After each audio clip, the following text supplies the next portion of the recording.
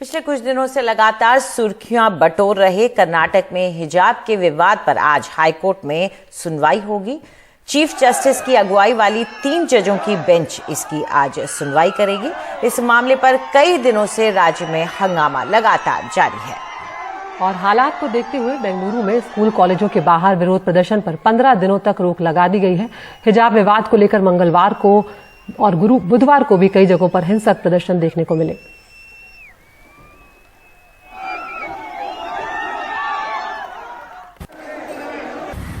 Karnataka high court में हिजाब मामले की सुनवाई कर रहे जस्टिस कृष्णा दीक्षित ने इस केस को बड़ी बेंच में भेजने का फैसला किया।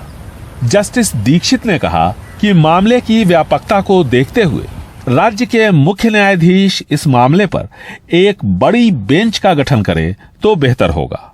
अंतरिम आदेश भी बड़ी बेंच से ही आना चाहिए।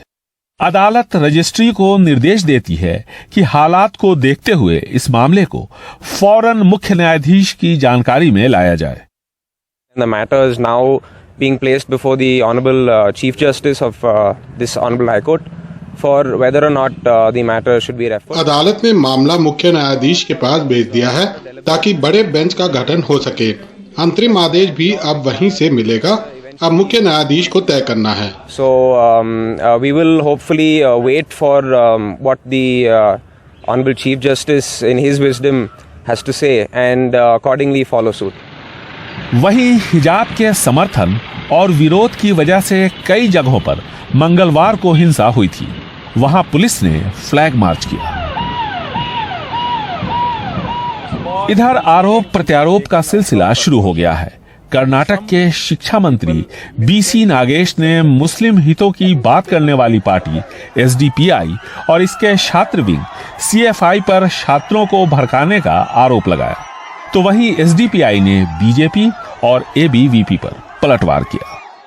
It was a small problem of 6 girls in a single college. 6 लड़कियों का एक छोटा सा मामला दूसरे कॉलेजेस और दूसरे जिलों तक कैसे पहुंचा, ये सब पता चल जाएगा।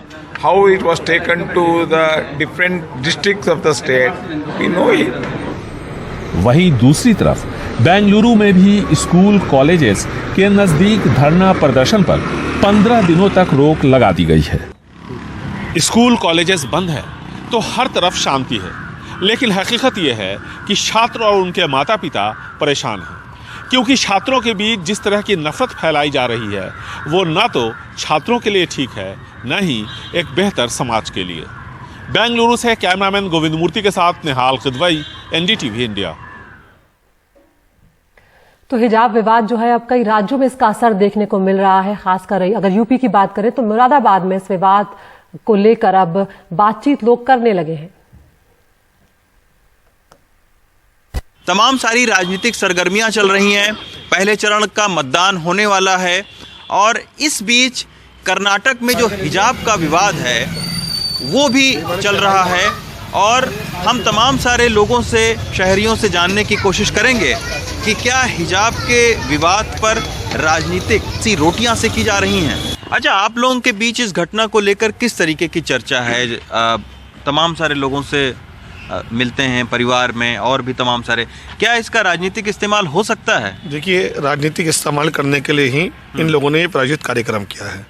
हमारे मजहब के लोगों में इससे बहुत खासा गुस्सा है और मैं तो ये बधाई देना चाहता हूँ राजनीति में सबसे पहली आवाज़ प्रियंका गांधी जी को, जिन्होंने कहा कि हर मजहब की महिला को अपने अपने तरीके से इख्तियार है वो कैसे रहे, वो घूंघट काटे, वो जीन्स पहने, वो बुर्का पहने।